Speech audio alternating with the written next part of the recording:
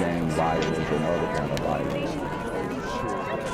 Get away! I could be at work, at school, in my car, and I can still get shot by the police. But I can get shot anywhere. So it is what it is.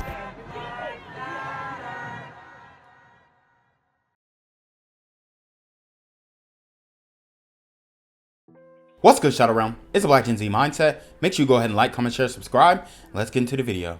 It has been nearly 7 months since an Aberdeen woman was strangled to death inside of her home. Tonight, police in the Harford County town say they've caught her killer. WMAR 2 News' Jeff Hager has more on the suspect and the life that he allegedly cut short. Life on the spectrum had brought challenges for Kayla Hamilton, but a new job in Aberdeen had brought new hope to the 20-year-old from Virginia when tragedy struck in July of last year. Her boyfriend discovered her body in their mobile home at the Rancho Estate. So you have a woman who was brutally murdered in her mobile home.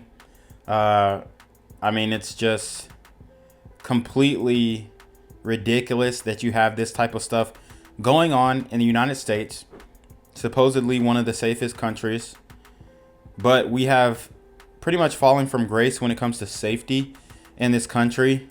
And you know, that is pretty frightening, because when you look around the world in so many different countries, governments that are destabilized, you look at the United States as a safe haven, a bastion of opportunity, but that is no longer the case, especially when you have Democrats in charge who are opening the border. And yes, this is actually a story that is going to highlight Kamala's bloody border. Remember, I coined that term, Kamala's bloody border. And, you know, people should be very aware of the consequences of an open border, that Kamala actually supports. It's been for me many sleepless nights. I've never thought I would take this journey on losing my daughter in such a horrific way and so soon. Months later, investigators have matched DNA found at the scene to a suspect who has now been arrested and is being held at the Harford County Detention Center with no bail. It was a 17-year-old male that is an undocumented person in the United States from El Salvador, and also it was determined through investigation they had ties to MS-13. Kayla's mother says a detective told her that the way the killer left her daughter's body inside the home was just plain evil. An autopsy determined she died from strangulation and she had been sexually assaulted. Now her family, including her older brother and an 8-year-old sister, continue to grieve for Kayla while awaiting some measure of justice. When I found out that it was a juvenile, I was shocked. I was like, a juvenile did this to her? Like, I was really shocked. I could not believe a teenager could do this. In Aberdeen, Jeff Hager, WMAR 2 News.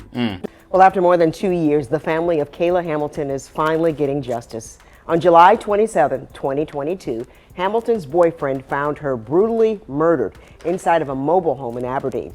This past Wednesday, her killer, Walter Javier Martinez, pled guilty to first-degree murder.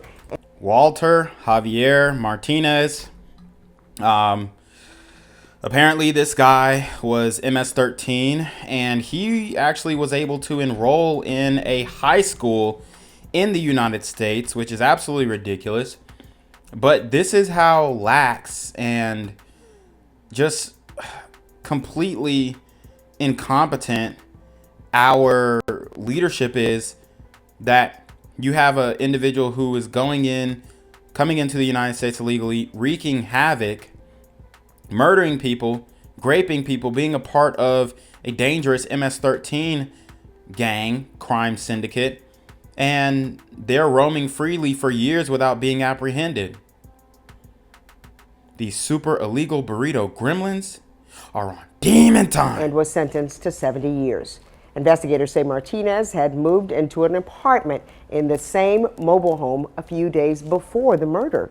He was caught on surveillance cameras after the crime, and his DNA was found on Hamilton. Prosecutors say the final piece of the evidence came in the form of a voicemail recording of the murder after Hamilton tried calling her boyfriend when Martinez showed up. So we had a very strong case, but that was sort of the piece of evidence. Sometimes it takes a little more. And that's crazy that she actually called her boyfriend during the murder. And man, I know that was a horrifying voicemail that he had to listen to Get the defendant to see where this is headed. And that was really what changed, I believe, the conversations. Martinez is a confirmed member of the violent gang MS-13 and has confessed to 4 other murders, 2 rapes, and additional crimes. Dang, confessed to 4 other murders, 2 rapes, and more crimes. This guy was on a rampage. And Biden and Kamala let him in the country to attack, rape, murder our precious American women. He was reportedly smuggled into the country illegally from El Salvador just 4 months before Hamilton's murder. The best song that describes Kayla is "Girls Just Want to Have Fun." That's all she wanted to do was have fun and live her life like everyone else. Words read in court Wednesday from Tammy Nobles to her daughter's accused killer. Her hopes, dreams, and goals were shattered and taken from her on July 27, 2022, through the evil actions of the defendant, Walter Martinez. The crime, so horrific, Kayla's body had to be fully covered during her funeral. Because of the injuries she endured, she needed a dress that would cover her arms and neck. Martinez illegally entered the U.S. from El Salvador. To paint him as this poor kid from El Salvador. He didn't have parents. When I was reading my impact statement, he was huffing and puffing. Martinez taking a plea. So she was giving an impact statement telling the perpetrator how this crime impacted her and her family, and he was like huffing and puffing in the courtroom, disrespecting the victim's mother. These people have no empathy for Americans. They don't. No respect, no empathy. And we are out here giving them $150,000 to make a down payment on a home. We're giving them $14,000 a month in Chicago to, I guess, buy whatever the hell they want. They're getting thousands of dollars in New York. And they hate this country. I mean, the Democrats should be ashamed of themselves, but they're not. They are going to stand on a virtue signaling moral high ground, which is absolutely disgusting, and it's treasonous, especially when you are putting these illegal aliens who came to the country illegally over United States citizens. Deal admitting his guilt. The judge handing down a 70-year sentence, but prosecutors dropping a bombshell accusation. What surprised us was that he said he committed 4 murders and 2 rapes. Martinez confessing to those crimes in a letter sent to a pastor in El Salvador. I knew in the beginning that it wasn't his first crime. Nobody commits their first crime this horrific and thus evil. I had a feeling he did it before. Kayla's case, eerily similar to another case here in Maryland. I've actually been in touch with Rachel's mom. We've been talking. You don't ever want to give up your child and to have to accept the fact that she's dead. The murder of Rachel Marin and her accused killer, Victor Martinez Hernandez. Did you? I was wondering if they were related. I asked, and they're like, they don't think they are. Martinez Hernandez also entered the country illegally from El Salvador. There, investigators say he also committed a murder months before they say he killed Rachel Marin. No one said you can't come here, but you're not going to come here and be a criminal and kill American girls and, citizens. For Tammy, she wants Kayla to be the catalyst for change. With Kayla's case, they did put his DNA in the system, and now that other families can hopefully get closure. And not only for the other murders her daughter's killer confessed to, but she says so it won't happen again. I'm going to still share her story and hopefully something will change for the better for this country. Try to keep it from happening as much as possible to other moms, because it's becoming a everyday thing. Now, even though Martinez was sentenced to 70 years, since he was 16 at the time of the crime, the state could not seek life without the possibility of parole. So at some point, he could be up for parole. Keep in mind right now, he's only 19 years old. In studio, Vincent Hill, Fox 45 News. Let me just tell you that there's no accident in the announcement of this lawsuit, because it was just yesterday that young woman's mother testified before a House congressional committee that's hoping to impeach the DHS director. Today, her attorney says that this lawsuit against DHS is first of its kind.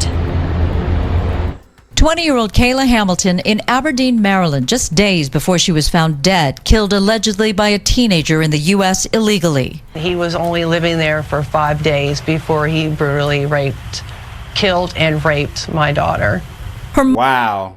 This man was only in the country 5 days, bro. It's crazy. Mom, Tammy Nobles, was interviewed on Fox News the same day she testified in the GOP's effort to impeach Homeland Security Director Alejandro Mayorkas.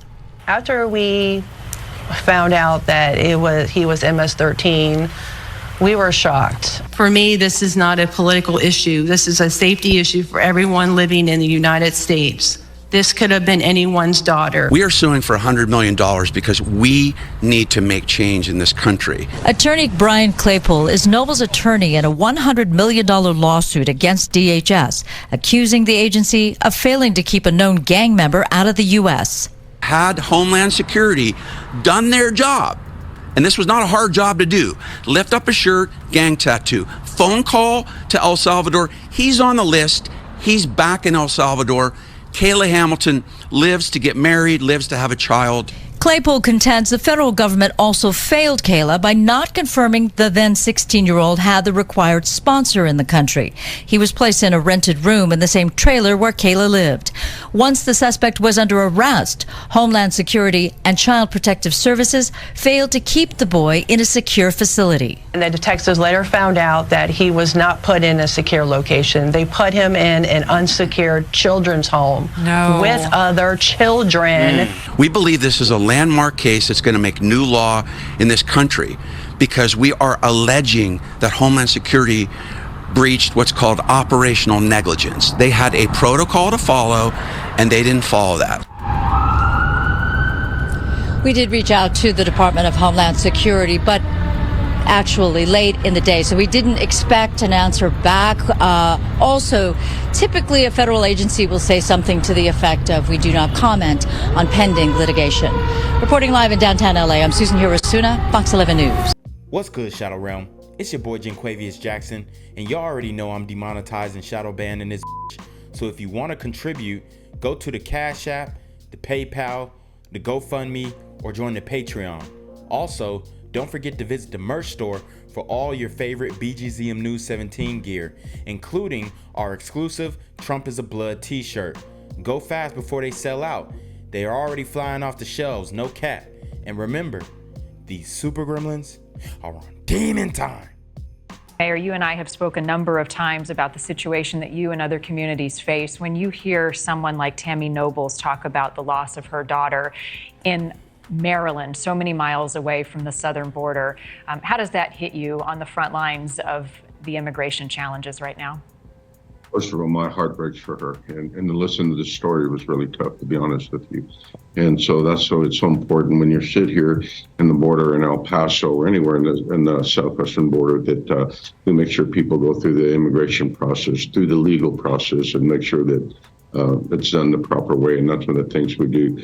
Once they get through that, then our job is to make sure we help them, that they're treated in a humane manner, but then also help them get to their destination, go with their families. But to watch that story, you're absolutely right. It broke my heart, to be honest with you. How many people, Mr. Mayor, are slipping through the cracks, just like the man accused in Kayla's murder? I don't have that number, and So guys, I mean, this is a very serious situation. This border thing has gotten out of control. And we're only going to see more of the same if Kamala Harris is elected.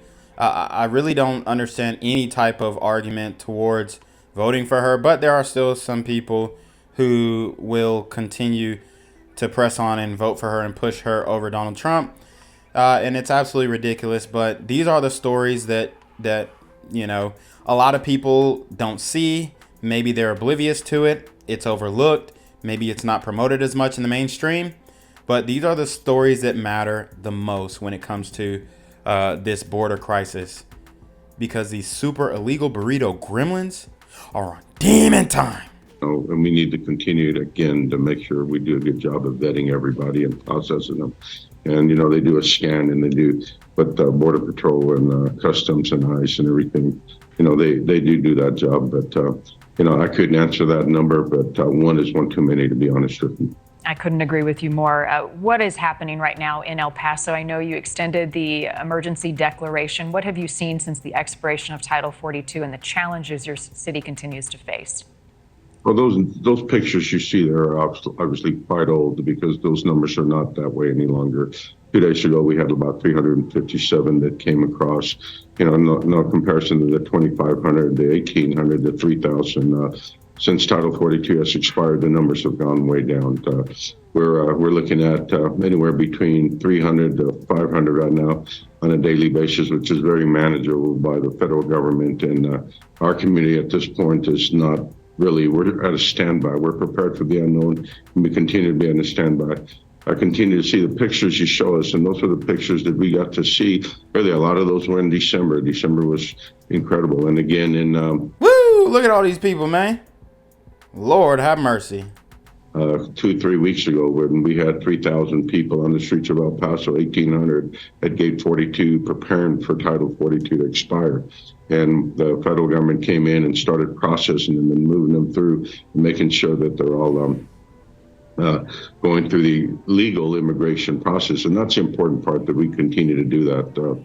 You know, I've been asked, what do you think needs to be done? You know, and first of all, I like that nonpartisan bill being passed, but we need to get more judges. We need to get more judges. We need to expedite that nonpartisan bill. Oh my God.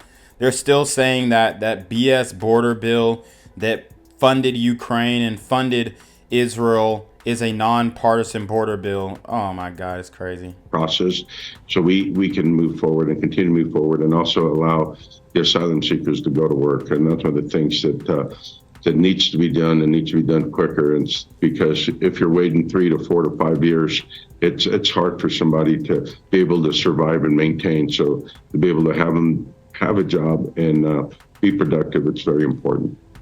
El Paso Mayor Oscar Leeser, as always, I appreciate you being generous with your time. Thank you, sir. And then there's the tragic case of Kayla Hamilton. Her heartbroken mother addressed Congress today. My newly 20-year-old daughter, Kayla Hamilton, was murdered in her own room and left on the floor like trash. Kayla's murderer was apprehended by Border Patrol crossing illegally into the U.S. He was a 16-year-old known gang member affiliated with MS-13. When he was arrested for Kayla's murder, he laughed and smirked. Joining me now is Tammy Nobles, mother of Kayla Hamilton. Tammy, I mean, my heart breaks for you as a mom, and your story should be heard by everyone who thinks, oh, we just have to keep the border open, people want a better life, etc. If we had stronger border policies, do you think you'd be here talking to me now about this horrible tragedy in your family? No, I would not. Your daughter... I would not be on... sorry. No, go ahead. I would not be on this journey. You know, I would not be on this journey that I'm on if it was secured. What do you want everyone in the country to know tonight about your daughter and about your righteous anger toward our government that is refusing to shut this border down from these fraudulent asylum seekers and other criminals that are actually coming across? All they had to do was make one phone call. If they would have made one phone call to El Salvador, they would have known that he was a known gang member. Local police found out that he was a known gang member. Why couldn't they make that one call? And it would have saved my daughter's life. Right now in the United States, there's a huge debate about whether we should be welcoming to more refugees into the United States. And the problem is, you know, it's in many cases, not this case, many cases it's impossible to vet these people. They don't have papers. They say they're from one country, but you can't really tell where they're from because they ditch their papers at the border. Given that, shouldn't the border, until we find out where the people are who came across and got away, shouldn't the border just be shut down, given what happened to your daughter and so many others who've been brutalized? I believe that they should have not just checked in the United States to see if he had any crimes here. They should have checked, you know, where he came from. And the sad reality is they ain't checking anything. They're not checking anything. They giving them IDs. They giving them cell phones. They giving them a wad of cash and saying, "Oh, on your way." Had a criminal background. Of course, he didn't have a criminal background here because he hasn't been here, you know. You know, the problem is I think the databases in a lot of these countries they're not great. And so it's catch as catch can and some of this stuff, and you don't really get the information. Tell me about your daughter, please. Kayla was a very happy and easygoing child. She loved life. She loved going to church. She loved being herself, and she taught the world that it was okay to be yourself and not follow everyone else. She was a hard worker. She had 2 jobs. She actually got off the night shift that morning before she, you know, and then after that she was brutally murdered in her own home when she was asleep from being home from the night shift and just left on the floor like trash. Tammy, no one in the United States should have to go through this. No one. I mean, this is disgusting and it's reprehensible. And I know everyone in our audience cries for you, weeps for you, and prays for you and your family. And I am so sorry this happened to you. I wish I could do something to take away your pain. It's absolutely hideous. And we thank you for telling your story tonight, and we're going to stay on this. Don't you worry.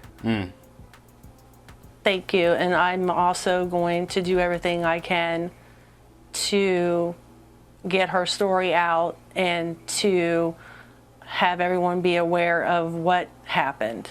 And it's just, I mean, it's a safety issue for everyone that's living here. And it's going to get a lot worse, unfortunately, because of what's happened at this border. Tammy, thank you. Gang violence and other kind of violence.